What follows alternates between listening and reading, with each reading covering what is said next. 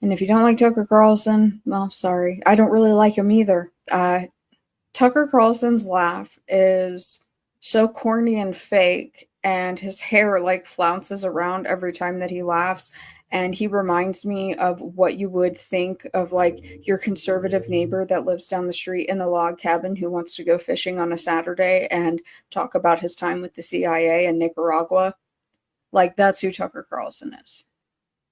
I'm not really into it. But, we'd have Christians and pastors. We'd have occultists. One of my experts on the show was this guy, Mitch Horowitz, who I think you knew. I forget if it was at Salon or former editor of mine. Yep. Yeah. Very nice guy. Well, he became an expert on the occult. Hold on. Mitch Horowitz was Tucker Carlson's editor. I'm Mitch, and I'm a heretic because I believe the occult is a viable, practical, workable way of life. Process Mitch Horowitz. Temple of Psychic Youth Mitch Horowitz. Worked for Tucker Carlson. Are you fucking kidding me? Oh, God.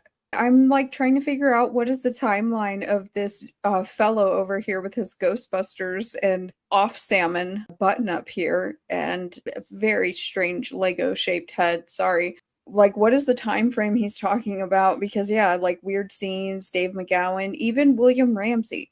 There are other people that have done this work. Mitch Horowitz worked for Tucker Carlson. Okay. All right. I just wanted to make sure that I heard that correctly. I talked to him, a very nice guy. I think he's a self-described Satanist. That was after I knew him. That was after. We got to clarify that. Yeah. No.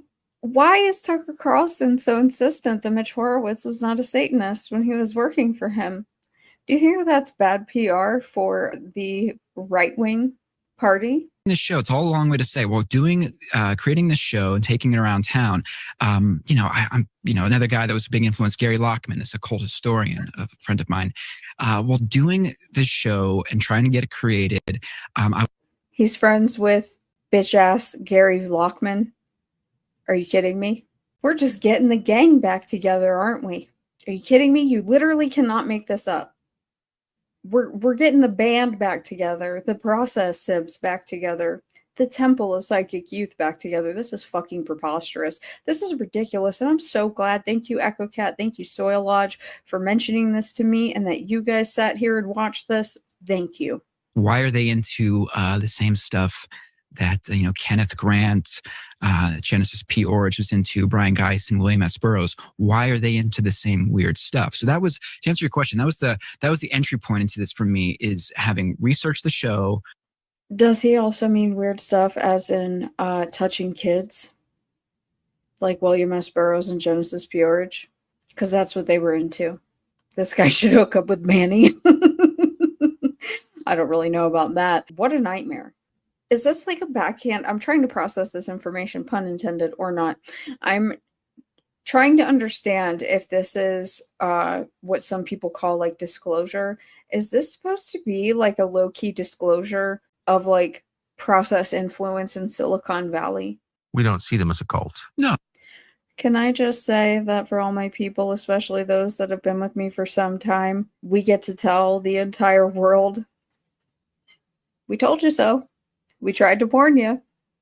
Because this is literally just straight up like process fucking disclosure. This is really wild to me listening to this.